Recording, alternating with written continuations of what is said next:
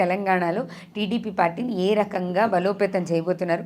ఎవరైనా రావాలి అనుకుంటే వాళ్ళకి మీరు ఎంతవరకు అవకాశం కల్పించబోతున్నారు? ఖచ్చితంగా ప్రతి ఒక్కళ్ళని స్వాగతిస్తున్నాం. ఈ రోజున చిన్న చిన్న అలకల వల్ల అంటే ఈ రోజున కొంతమంది వెళ్ళిపోయారు మేడం. సో ఎందుకంటే వచ్చి రాగానే ఒక పెద్ద నాయకులు షేకండ్ ఇవ్వలేదనో, లేకపోతే వచ్చి కూర్చోమనలేదనో, లేకపోతే కండవ వేయలేదనో, అలాంటి చిన్న చిన్న రీజన్స్తో వెళ్ళిపోయిన వాళ్ళు కూడా చాలామంది ఉన్నారు. సో ఖచ్చితంగా మళ్ళీ తెలుగుదేశం పార్టీలోకి ఎంతోమంది కబుర్లు పంపుతున్నారు. ఈవెన్ ప్రజెంట్ సిట్టింగ్ ఎమ్మెల్యేలు కూడా మేము వస్తామని చెప్పేసి అంటున్నారు. చంద్రబాబు నాయుడు గారు కూడా మీరు ఏదైతే అనుకుంటున్నారో అది చేయండి, నేనేం మిమ్మల్ని ఇబ్బంది పెట్టలేదని చెప్పి ఆయన కూడా చెప్పారు. ఖచ్చితంగా వచ్చిన ప్రతి ఒక్కరిని కూడా స్వాగతిస్తాము. తెలుగుదేశం పార్టీ అనేది తెలంగాణలో ప్రతి నాయకుడు కూడా ఒక పుట్టినిల్లు లాంటిది. ఎందుకంటే ఇక్కడ ఉన్న ప్రతి పార్టీ కూడా పుట్టింది తెలుగుదేశం సబ్ పార్టీస్ మాత్రమే.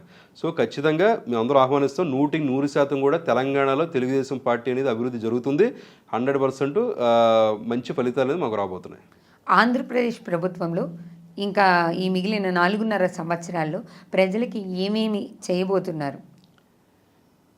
ప్రతి ఒక్కళ్ళు కూడా అంటే కూడు గుడ్డ నీరు అన్నట్టుగా సో ఖచ్చితంగా ఉన్న ప్రతి ఒక్కళ్ళు కూడా మంచి ఎందుకంటే ఉపాధి కల్పన అనేది మనం చేయాలి, పరిశ్రమలు ఆహ్వానించాలి.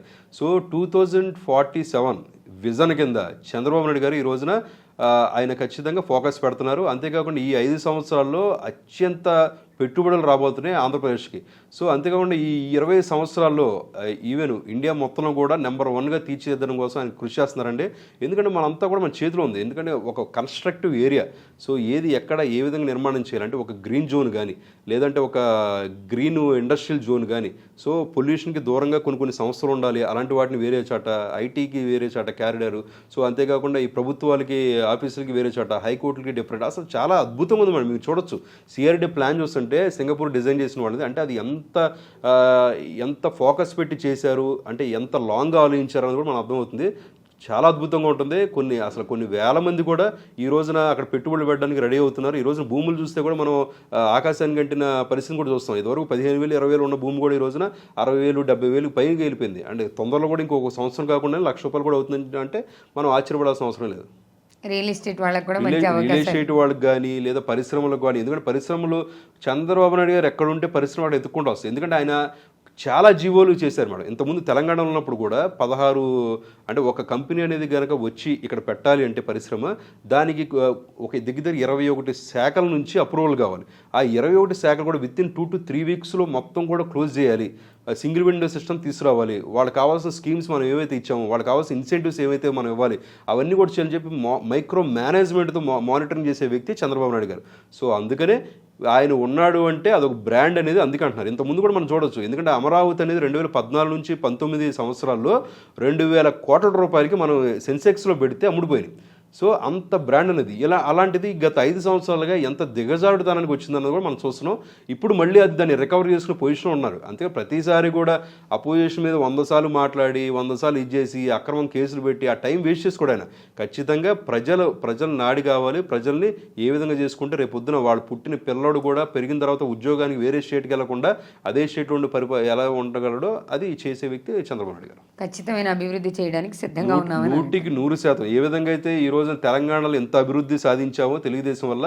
ఎందుకంటే ఇక్కడ మనం చూస్తాం, మనం అప్పుడు కట్టిన ఇన్ఫ్రాస్ట్రక్చర్ వల్లే ఇప్పుడు కూడా డెవలప్ అవుతుంది. ఈ రోజున గచ్చిబౌలిలో మనం ఫైనాన్షియల్ డిస్ట్రిక్ట్లో ఈ రోజు కూడా బిల్డింగ్ కడుతున్నారంటే అప్పుడు ఆయన తీసుకొచ్చిన జీవోలు కదా. ఈ రోజున బీఆర్ఎస్ వాళ్ళు చేసాము, మేము చేసాం అభివృద్ధి అన్న. మీరు ఏం చేశారండి అభివృద్ధి? మీరు మీ గుండెల మీద చేసి చెప్పండి. మీరు పెట్టిన ప్రతి జీవో కూడా చంద్రబాబు నాయుడు గారి కాపీ కొట్టింది కదా. మీరు పెట్టిన ప్రతి పరిశ్రమకు అప్రూవల్ కూడా ఆయన తీసుకొచ్చిన స్కీములు కదా. అంతేకాదు మీరు కట్టిన కన్స్ట్రక్షన్ కూడా ఆయన పాలసీల్లో వచ్చినాయి కదా. ఇవన్నీ కూడా మనం గమనించాలి. ఆయనని ఒక బ్రాండ్ అంబాసిడర్గా తీసుకొని ఆయన ఫాలోవర్స్గా వచ్చిన వాళ్ళందరూ కూడా సక్సెస్ అయ్యారు. సో ఖచ్చితంగా అదేవిధంగా చంద్రబాబు అక్కడ డెవలప్ చేస్తారు, ఇక్కడ కూడా డెవలప్ చేస్తారు. అందుకే ఆంధ్రప్రదేశ్ ఈ బెంగళూరు ఏదైతే హైవే ఉందో, ఈ తెలంగాణ మీదుగా ఈ హైవే అయితే ఏదైతే ఉందో దానికి కూడా ప్రతిపాదన తీసుకొచ్చారు. రేపు హైదరాబాద్ నుంచి విజయవాడ కూడా 8 lanes కింద మారబోతుంది. సో చాలా అద్భుతంగా ఉంటుంది. అది ఎటువంటి పరిపాలన విషయంలో అయితే మీరు ఏమేమి ప్రణాళికలు పెట్టుకున్నారనే విషయానికి ఒక అవగాహన అయితే ఇచ్చారు సార్. ఇప్పుడు పార్టీ గురించి మాట్లాడాల్సి వస్తే ఎన్టీఆర్ గారి కుటుంబంలో ఉన్న వ్యక్తులకి అంత ప్రాముఖ్యం ఇవ్వట్లేదు, అంత సముచిత స్థానాన్ని ఇవ్వట్లేదు అని అంటున్నారు. దానికి ఏం చెప్తారు? ఎందుకు ఇవ్వట్లేదండి? ఎవరు చెప్పారు? బాలకృష్ణ గారు ఈ రోజున మరి 3 సార్లు ఎమ్మెల్యేగా గెలిచారంటే ఆయన నందమూరి వంశస్థులు కదా. ఈవెన్ తారక రత్న గారు కూడా పాపం ఆయన ఇది చేసేవాడు, నిజంగా అది శోభనీయం. ఆయన పాపం ఇది చేశాడు కాబట్టి, ఆయన చనిపోయారు కాబట్టి ఇది లేదు. సో ఖచ్చితంగా ప్రతి ఒక్కరు ఈ రోజున నందమూరి సుహాసిని గారికి కూడా తెలంగాణలో సీట్ ఇచ్చారు. సో ఖచ్చితంగా కాకపోతే కొన్ని పరిణామాల వల్ల ఆమె ఓడిపోయింది, కానీ లేకపోతే 100% ఆ రోజు గెలవాల్సిన ఆమె ఖచ్చితంగా. బాలకృష్ణ గారికి నిజంగానే ఎన్టీఆర్ గారి కుమారుడిగా సముచిత స్థానం ఇచ్చారంటారా పార్టీలో? ఎందుకు ఇవ్వలేదు మేడం, ప్రతి ఒక్కళ్ళు కూడా ఇస్తారు. ఆయన చంద్రబాబు నాయుడు గారు ప్రతి ఒక్కళ్ళు కూడా కేర్ తీసుకొని మైక్రో మేనేజ్మెంట్ చేస్తారని చెప్పాం కదా, 100% ఇచ్చారు ఆయన, దాంట్లో ఎటువంటి డౌట్ లేదు. తెలుగుదేశం పార్టీలో ఎటువంటి వివాదాలు లేవు. మీ మీడియా మిత్రులు కూడా దాంట్లో కొత్త వివాదాలు సృష్టించుకుంటే చాలు. ఖచ్చితంగా నందమూరి కుటుంబం మీడియా సృష్టించాలని ఉంది సార్, వాస్తవంగా లేనప్పుడు అది ఎలాగో ఈ రోజున ఎలా ఉంటుందంటే, జగన్మోహన్ రెడ్డి గారు ఆయన ఏం చేశాడు చెప్పుకోలేకపోతే ఎన్టీఆర్ వెన్నుపోటు పోసి అని చెప్పి రకరకాలు మాట్లాడతారు. కేసీఆర్ కూడా ఎన్టీఆర్ వెన్నుపోటు అని చెప్పి ఏదో రకరకాలు మాట్లాడతారు. అంటే ఏంటంటే ఇవన్నీ కూడా ఒక పుకార్లు, ఏమీ చేయలేనప్పుడు అది వాడుతున్నారంట. ఏమీ చేయలేనప్పుడు అలాంటి మాటలు మాట్లాడి పబ్బం గడుపుకునే పరిస్థితిలో వాళ్ళు ఉన్నారు. సో ఖచ్చితంగా నిజంగా వెనుపోటు అన్నప్పుడు ఆ టైంలో మీరు ఉన్నారుగా, మరి వెంటనే బయటకు వచ్చి చెప్పచ్చుగా. అంటే ఈ రోజున 2018లోను 14లోను నీకు వెనుపోటు గుర్తొచ్చింది అంటే 20 ఏళ్ళు పాటు రానిది ఇప్పుడు ఎందుకు వచ్చింది? అక్కడే మనం గమనించాలా, వాళ్ళు నాయకులు ఏ విధమైన అబద్ధాలు వాడుతున్నారు, ఏ విధంగా జనాల్ని మొబ్బి పెడుతున్నారు, ఏ విధంగా డైవర్షన్ పాలిటిక్స్ చేస్తారో చూడాలి. ఖచ్చితంగా చంద్రబాబు నాయుడు ఇలాంటి ప్రతి ఒక్కరు కూడా సమాధానం చెప్పుకుంటూ వెళ్తే అభివృద్ధిని సాధించలేము. ప్రతి ఒక్కరు కూడా రివెంజ్ తీసుకుంటూ ఉంటే మీ జీవితాలు నాశనం అవుతాయి తప్పితే ఉపయోగం లేదు. మీరు ముందు అభివృద్ధిని కోరుకోండి, సంక్షేమాన్ని కోరుకోండి, మీరు ముందు బాగుపడండి. సో రేపొద్దున వచ్చే తరాలకి మీరు మార్గదర్శకులు కండి, అది ఏకైక నినాదం వెళ్తున్నారు. ఖచ్చితంగా ఆయన ప్రతి ఒక్కరిని కూడా కేర్ తీసుకుంటున్నారండి. నందమూరి వంశం, నారా వంశం ఎప్పుడు కూడా ఖచ్చితంగా ఫ్రెండ్లీ నేచర్తో ఉంది. నందమూరి వంశం, నారా వంశం అని మీరే ఎత్తారు కదా సార్. భవిష్యత్తు కాలంలో చంద్రబాబు నాయుడు గారి తర్వాత ముఖ్యమంత్రి అయ్యే అవకాశం నందమూరి వంశానికి ఉందా, నారా వంశానికి? ఇప్పుడు రాజకీయ పరిణామాల్లో ఎప్పుడేం జరుగుతుందో ఎవరు చెప్పలేం. సో అక్కడ కేంద్రంలోనేమో మొన్న 400 పైన వస్తున్నప్పుడు 240 వచ్చినాయి. ఇక్కడేమో కేసీఆర్ ఏమో మొత్తం నేనే కొట్టేస్తానన్నప్పుడు అతనికి ఏమో రాని పరిస్థితి.